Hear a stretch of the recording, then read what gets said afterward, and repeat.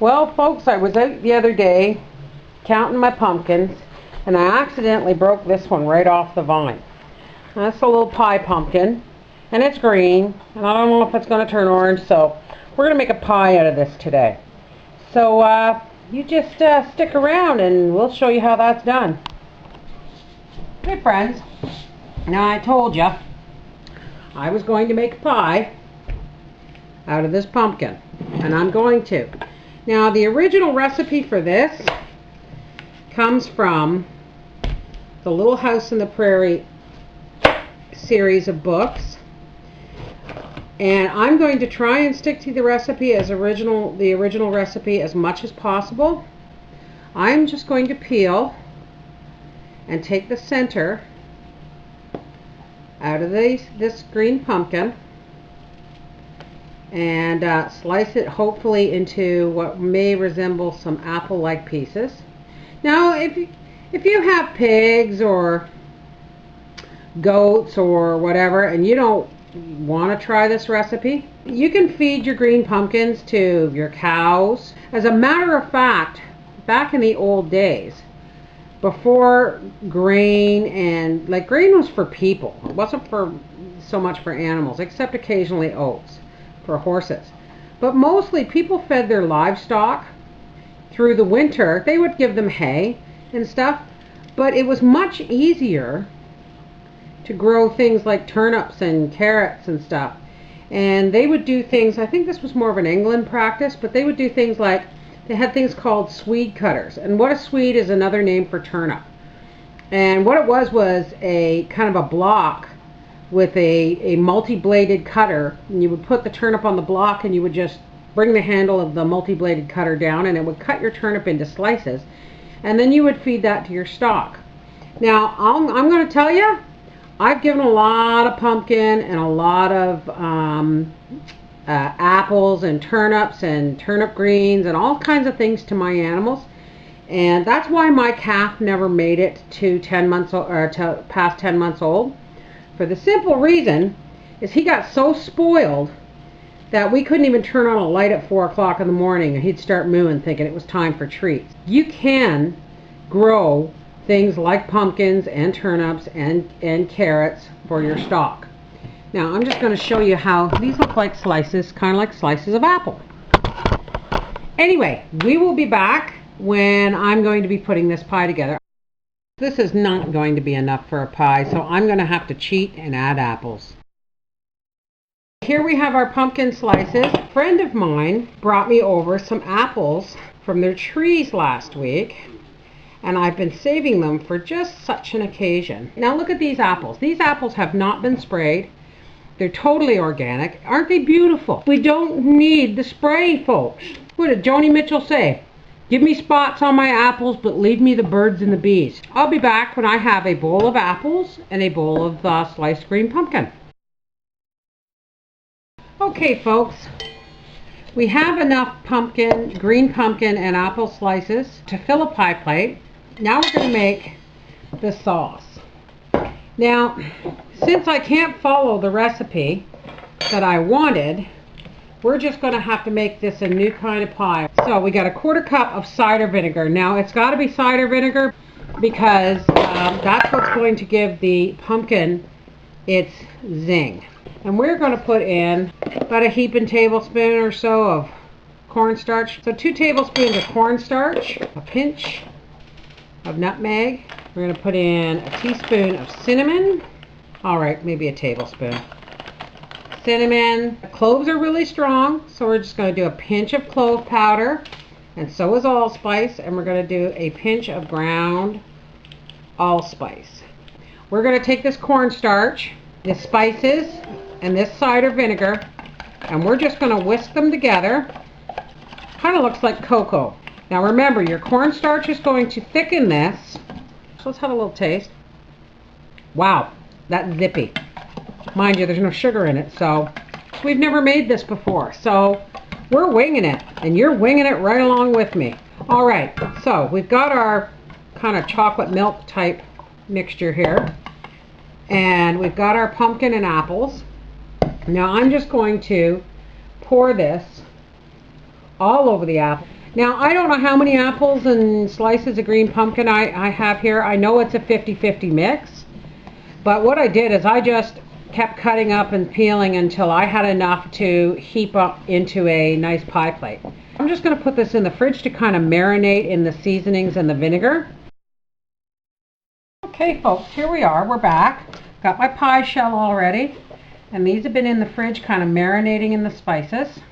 Here we go, we're just going to make sure that all of this is inside so that I can tuck in my... Now, what I'm going to do is I'm going to drizzle, while I drizzle some honey on here and put the top on, I want you guys to think of a name for this pie.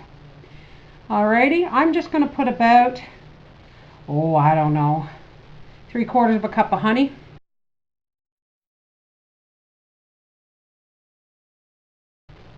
Oh my goodness. You guys did not see me lick my finger. Alrighty. There it is. We're going to put this top on it. And you guys think of a name. If whoever comes up with the most fun original name, we'll name this pie in honor of you. And this is going to go into a 400-degree oven for 10 minutes. And then it's going to be dropped down to 350 degrees. On Sunday, when I was a little girl, the traditional dinner, it was roast beef and Yorkshire pudding dinner. And I am going to make that for dinner. And someone has requested that I actually film me making roast beef and Yorkshire pudding. There we go, folks. Our pie is ready for the oven. Isn't that pretty? And I'll be back when it comes out. There it is, folks. Name this pie. Now, you saw me bake the pie. Now I'm going to make this lovely rump roast. Now, normally I don't buy beef from the store because I don't trust beef from the store. But this is not just any store. If you're ever in Colborne, Ontario, go to the Sunnyside Meat Market on Percy Street, local provincial meat. Now this is a rump roast, and what I'm going to do is I've got my oven set for 325 degrees, and I'm going to, what I have in the bottom of here is just hot butter, and I am going to sear this roast. Now what this does is you got to be really quick because you don't want your butter to burn, but you want the pan to be hot. But what this does is this seals in the juice. So you're just basically going to fry it. When you sear the meat on both sides, it seals in the juice. Alright, so we're just going to kind of roll this around. Now I'm a huge fan of cast iron. I'm going to turn this back up a little bit now that I've got the meat in here cooling the pan down. So I've put in maybe a half a stick of butter, and I'm just browning it on both sides and then on the sides. And this locks in and makes for a much juicier piece of meat. This is a beautiful piece of meat, and I don't know how they can afford to do it, but this roast was only $19. And when you go to the grocery store, I'm going to say this roast about 4 pounds, eh, Mom? Yeah, it's at least 4 pounds, maybe even 5. And if you bought this at a grocery store, you wouldn't know where it came from. You wouldn't know how many times it changed hands before it got, but not this one. Anyway, I can't say enough about buying local meat from a family butcher shop. Now what I'm going to do is I'm going to turn this burner off, and I'm going to add a little tiny bit of water, just a little bit, and not over the meat, just in the bottom of the pan. I'm going to sprinkle on a little bit of my home dehydrated home ground garlic. Oh my gosh, I wish you could smell that. And I'm going to put some pepper on this. Now I do not put salt. Salt is something you add after the meat is cooked because salt will dry out your meat. Now I'm going to pop the lid on this, and we're going to pop this in the oven at 325 degrees. Then I'm going to peel some carrots and some potatoes and an onion and pop these in with it in a little bit. So we'll be back. You guys should smell this. Now there's lots of nice drippings in the bottom. So now I'm just going to start popping some carrots and potatoes all around this roast. Papa's out hunting geese. The problem is that they're all landing in farmer harvested fields. He's stopping and asking the farmers, can I hunt those geese? And they're saying no. And this year the limit's really high because there's such an abundance of geese. Now we're just going to pop this back in the oven and let that roast, and there's going to be juice from the vegetables, which is going to make a wonderful gravy. But poor Papa has said he's never been told no so frequently and so politely in his entire life. Anyway, we're going to pop this back in the oven. Before I take it out, I'm going to make Yorkshire pudding, and you're going to see a traditional Sunday dinner from my childhood. Anyway, we'll be back soon. Okay, folks, I'm going to make the Yorkshire pudding now. Now, I don't make Yorkshire pudding like the restaurants make Yorkshire pudding, and I don't use instant. I don't do instant. Anything that's instant's got to have bad in it for you, so I just don't do it. And what I'm going to do here is, you can see this lovely roast and the vegetables. And what I'm going to do is I'm going to lift this heavy bugger, and I'm going to pour some of the drippings from the roast right into this pan.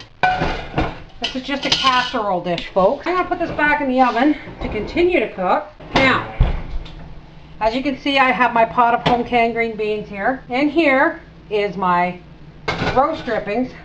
Now I'm going to add just a little bit of butter to help it from sticking. Now this is probably going to stick regardless, but we're just going to let that butter melt into the drippings. You put this back in the oven because you want this pan and this butter to melt, but you want it to be hot. So we're going to put that in the oven to heat up while we make our Yorkshire pudding. Now, like I said, if it's instant, it probably has crap in it that you don't want. Okay, in here, I have 2 eggs. There's a little bit of water in it because I made an egg wash for the top of my pie. There's 2 eggs, and I've got 2 cups of flour, and I'm going to do some milk, and I'm going to top that up to about 2 cups. You pretty much want equal amounts. Now in my 2 cups of flour, and I did it in here so that I could actually figure out how much I was using, because you know me guys, I never measure. I'm going to put a teaspoon of salt, and if you don't believe me that's a teaspoon, next time I will measure. And I'm going to do about 2 teaspoons or a teaspoon and a half of baking powder. And I don't sift, I just do that. Now I should actually do this in the blender, because this seems to be a lot for this one little container to hold. So I'm just going to pop the flour in there. All right, we got the flour, the baking powder, and the salt in there. And we're just going to put our sugarless eggnog in there. And we're just going to, we want to pulse it because we put the flour in first. Now you're going to get a consistency of something along the lines of thick pancake batter. Alrighty. That made things a whole lot easier for everybody, including you. You didn't have to listen to that. And I'm just going to make sure that I've got all the sides off of here. Now, we have our roast beef drippings. As you can see in here, there, we have our roast beef drippings. It would have been easier just to move that over, eh? In the casserole dish with a bit of butter, and we are just going to pour in the Yorkshire pudding mix. Now, folks, this isn't rocket science. It is milk, eggs, flour, baking powder, and salt. Alrighty. And what we're going to see now, I want you to take a good look at that, because that's exactly the way it's supposed to look. Now, we're going to take it over and we're going to pop this in the oven.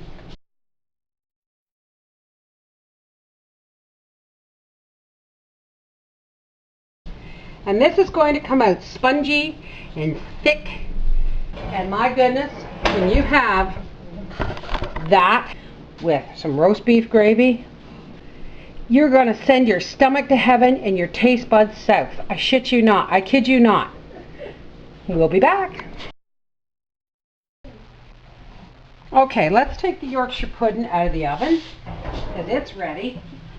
Now, folks, this, ow, that's hot. This is what a Yorkshire pudding looks like, okay? It's spongy. It's going on the table because it's really hot. Okay? I'm going to take the roast out and I'm going to make the gravy. Now, I've seen commercials that say, you don't make your gravy from scratch? Hell yes I do. And I'm going to show you how I do that. But I've got to get this roast out. Oh my goodness. You folks do not know what you can't smell right now. I am going to get this roast out on a plate for Papa to carve. Look at that. And I will be back when everything's on the table and I'll show you how I make my gravy, okay? We'll be right back. Now folks, this is the best I could do with my tripod, so I'm going to bring it over, my stuff over here. In here, this is my Dutch oven with the drippings in the bottom. And I'm going to take this jar and I'm just going to put a couple of heaping tablespoons of flour in it. And I'm going to add some cold water. And I'm just going to pop the lid on this and shake it. Once the drippings start heating up, I'm going to pour this flour water mixture in here. And I'm going to whisk it. Here we go. You can see it sizzling. And we're just going to pour this right in here. Now you got to remember, folks, I put pepper in here and I put garlic in here and I seared this puppy with butter. So we've got this on maximum in the stove and we are just going to keep whisking this until it thickens. And when it does thicken, I'm going to add some of this bean water. And then you're getting vitamins not only from the meat, but from the vegetables as well. And remember, I roasted the carrots in here. I roasted the potatoes in here. It's thickening up just beautiful. And it's brown and rich. Now we can turn it off because cast iron retains its heat. And we are just going to add a little bit more bean water. Because real gravy, now come on folks, gravy in a pouch where you add water to or a couple of drippings from your roast. Next time you go to do anything instant, remember, read the ingredients. If you can't pronounce it or your grandmother wouldn't recognize the ingredients, don't bloody use it. All right, we'll be back when this is on the table. Okay, I just want to pan in on the table here for our Sunday dinner, our traditional Sunday dinner. There is the roast beef Papa is carving and it's done to a turn. There's our roast carrots and potatoes, our home canned green beans, our green pumpkin and apple pie, and our Yorkshire pudding. And we'll be back when I've fixed up my mummy a plate. There, Mom's doing her plate, and she's got her roast carrots. She's mashed up her roast potato. This is Yorkshire pudding, folks. And Mom's going to just pour some gravy on there. I put butter on it and then the gravy. Now, I'm sorry, you can't get gravy like that from a can. Well, you can, but it doesn't taste like this. And when I'm going to become famous when smell-o-vision happens. This is Bev from my half-acre homestead saying, traditional Sunday supper from when I was a kid. And we'll be back when we cut in and try the pie. Later.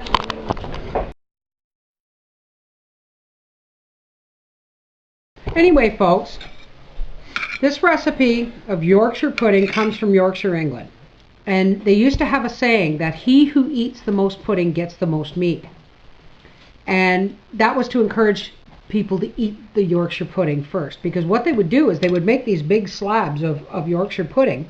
And they would serve you the Yorkshire pudding first. Because meat was dear. And when you had 5 or 6 big strapping sons or whatever that were going out to the fields every day, and you had one roast, if you gave them the meat first, the roast would be gone. And you would have nothing left over. So what they would do is they would cook the roast in the Yorkshire pudding and they would make the gravy, and as an appetizer they would give you a big slab of Yorkshire pudding slathered in gravy. And by the time you got through your slab of Yorkshire pudding, you only had so much room for the meat. And it was a way of making the meat go farther. Anyway, just thought you'd be interested. We'll see you when it's time for the pie.